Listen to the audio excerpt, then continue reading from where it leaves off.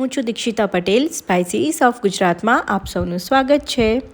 આજે હું લઈને આવી છું એક એવી રેસીપી જે હેલ્ધી છે, વિટામિન્સથી લોડેડ છે અને જે નાના અને મોટા સૌ કોઈને ભાવે તેવી છે। વિડીયો ગમે તો પ્લીઝ એન્ડ સુધી મારી સાથે બન્યા રહેજો।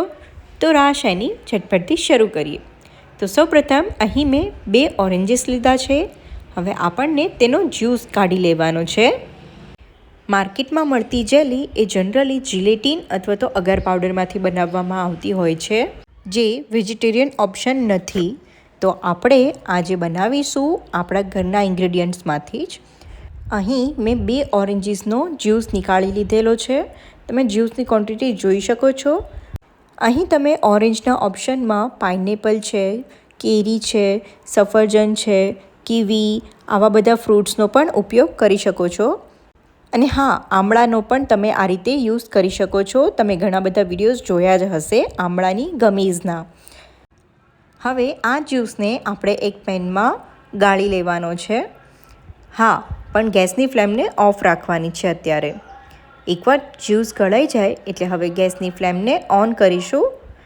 આ ગમીઝને હેલ્ધી બનાવવા માટે હું અહીં શુગરના ઓપ્શનમાં ગોળ એડ કરું છું। 1 ગ્લાસ જ્યુસની સામે મેં અહીં અડધો કપ ગોળ યુઝ કરેલો છે, તમે જોઈ શકો છો। પણ અહીં ગોળની ક્વોન્ટિટી તમે તમારા જ્યુસના ખટાશ ઉપરથી નક્કી કરવાની છે।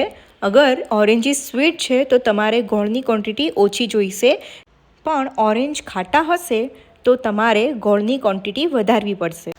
જ્યુસ અને ગોળના મિક્સરને આપણે હાઈ ફ્લેમ પર સ્ટર કરતું રહેવાનું છે, જ્યાં સુધી આપણું જે મિક્સર છે તે ઘાટું ના થઈ જાય। બિલકુલ આ રીતની એક તારની ચાસણી જેવું રેડી થઈ જશે। દેટ મીન્સ કે આપણી ફ્રૂટ સિરપ રેડી થઈ ગઈ છે, એટલે હવે આપણે તેને નીચે ઉતારી લઈશું। અહીં જેલી બનાવવા માટે મેં કોર્નફ્લોરનો યુઝ કરેલો છે, જે બજારમાં ઇઝીલી મળી જતો હોય છે, જે જિલેટીન અને અગર કરતાં સારો એક ઓપ્શન છે।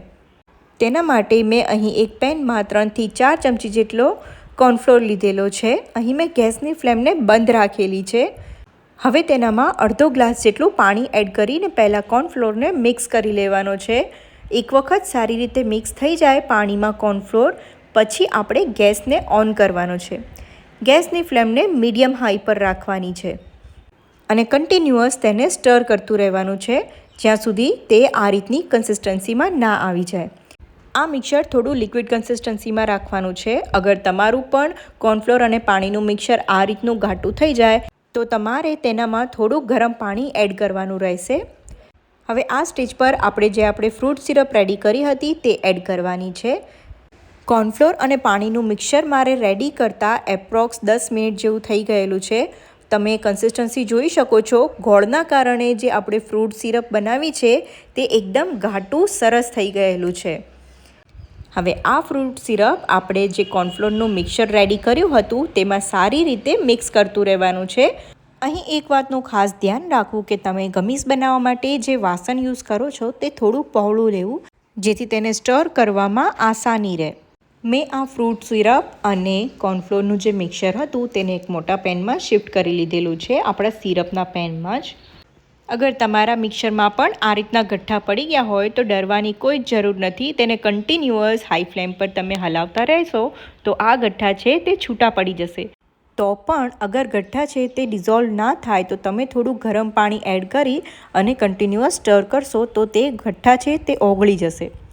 આ રીતનું મિક્સર ઘાટું થવા લાગે એટલે હવે તેનામાં આપણે 1 ચમચ બટર એડ કરવાનો છે। અહીં મેં એક નાનો ક્યુબ એડ કરેલો છે। અગર તમે સોલ્ટેડ બટર યુઝ કરો છો તો તમારે મીઠું નાખવાની જરૂર નથી, પણ તમે અનસોલ્ટેડ બટર યુઝ કરતા હોય અથવા તો ઘી વાપરતા હોય તો એક નાની ચપટી જેટલું મીઠું એડ કરજો, તેનાથી ટેસ્ટ ખૂબ જ સારો આવશે। આ મિક્સરને હાઈ ફ્લેમ પર આપણે કન્ટિન્યુઅસ હલાવતું રહેવાનું છે, જ્યાં સુધી આ મિક્સર છે તે આપણું પેન છોડવા ના લાગે। તમે જોઈ શકો છો કે હજી આપણું મિક્સર છે તે પેન છોડતું નથી, એટલે અહીં થોડું વધારે બટર એડ કર્યું છે અને કન્ટિન્યુઅસ સ્ટર કરી રાખ્યું છે। તેનાથી મિક્સર પણ મસ્ત એવું થીક થવા લાગ્યું છે અને હવે પેન પણ છોડવા લાગ્યું છે, તમે જોઈ શકો છો। વધારે પડતું ઘટ્ટ થવા લાગે એટલે ગેસની ફ્લેમને આપણે ઓફ કરી લેવાની છે।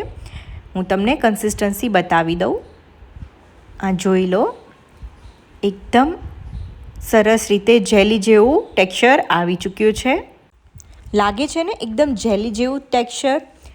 હવે આ મિક્સરને આપણે ગેસની ફ્લેમ ઓફ કરી અને તેને ગેસની નીચે ઉતારી લેવાનું છે અને સાથે રૂમ ટેમ્પરેચર પર ઠંડુ થવા દેવાનું છે. હવે આજની રેસિપીનું કી ઇન્ગ્રીડિયન્ટ અહીં મલ્ટીવિટામિન સિરપ મેં યુઝ કરેલી છે, કેમ કે આ રેસિપીનું નામ જ મેં મલ્ટીવિટામિન ગમીઝ રાખેલું છે. તમે કોઈ પણ બ્રાન્ડની મલ્ટીવિટામિન સિરપ અહીં તમે યુઝ કરી શકો છો. મેં અહીં આલ્કેમ કંપનીની A to Z syrup use કરેલી છે. આ સિરપ યુઝ કરવાનું મેઇન કારણ એ છે કે તેનામાં લાઇકોપીન, બાયોટીન, ઝિંક અને સાથે જ બધા જ વિટામિન્સ અને મલ્ટી મિનરલ્સ બી છે. આ સિરપ છે તે આપણે ડાયરેક્ટ જ ગમીઝના મિક્સરમાં એડ કરવાની છે.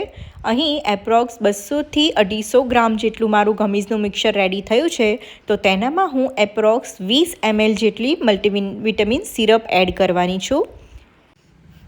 આ સિરપ હું મારી ડોટરને પણ ડેઇલી બેઝિસ પર આપતી હોઉં છું, કેમ કે આનો ટેસ્ટ એકદમ મેંગો ફ્લેવર હની જેવો છે, એકદમ મધ જેવો ટેસ્ટ આવે છે, જે નાના મોટા બધાને જ પસંદ આવતો હોય છે. આપણું જે ગમીઝનું મિક્સર છે તે ઠંડુ થઈ ગયેલું છે, એટલે તેનામાં મેં આ સિરપને એડ કરી દીધેલી છે.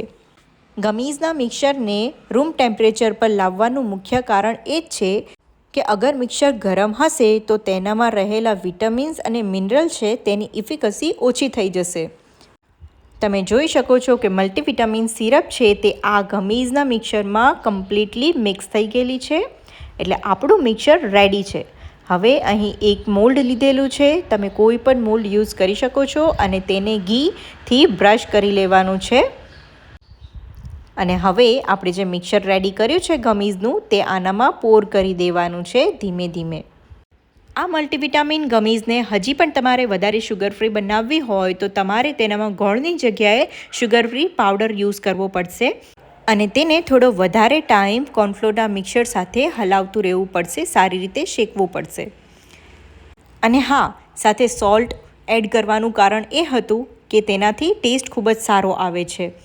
હવે આ ગમીઝના મિક્સરને આપણે 30 મિનિટ માટે ફ્રીઝ કરી લેવાનું છે, જેથી તે સારી રીતે સેટ થઈ જાય. 30 મિનિટ પછી તમે જોઈ શકો છો કે મિક્સર સેટ થઈ ગયેલું છે, એટલે હવે તેને આપણે અનમોલ્ડ કરી લઈએ અને તેને નાના નાના ટુકડા કરી લેવાના છે. આ મેં તમારી સાથે મારા ઘરની રેસિપી શેર કરી છે, જે બેસ્ટ વે છે તમારા છોકરાઓને મલ્ટીવિટામિન સિરપ અથવા તો મલ્ટીવિટામિન ફૂડ ખવડાવવાનો. કેમ કે દરેક મમ્મી એ જ વિચારતી હોય છે કે હું મારા બાળકને કઈ રીતે વિટામિનથી ભરપૂર ખોરાક આપી શકું. તો તેના માટે આ બેસ્ટ વે છે. બજારમાં મળતી ચોકલેટ કરતાં તો એક આ સારો જ ઓપ્શન છે, તો કેમ ના આપણે આ ઘરે જ બનાવીએ. તમે જોઈ શકો છો હું સ્ટ્રેચ કરું છું તો પણ તે પોતાના નોર્મલ સાઇઝમાં આવી જાય છે ને એકદમ ગમી જેવું. આજનો આ વિડીયો તમને કેવો લાગ્યો તે મને મારા કમેન્ટ સેક્શનમાં જરૂરથી જણાવજો, કેમ કે તમારી એક કમેન્ટથી મને ઇન્સ્પાયરેશન મળતી હોય છે નવી નવી રેસિપીઝ તમારા લોકો સાથે શેર કરવાનો.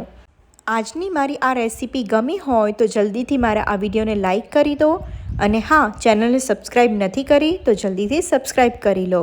અને આજના આ વિમેન્સ ડે પર હરેક સ્ત્રી, હરેક મમ્મી સુધી આ રેસિપી પહોંચે તે માટે બને તેટલા વધારેમાં વધારે શેર કરજો. જલ્દી મળીશું એક નવી રેસિપી સાથે. ત્યાં સુધી સૌને મારા જય શ્રી કૃષ્ણ.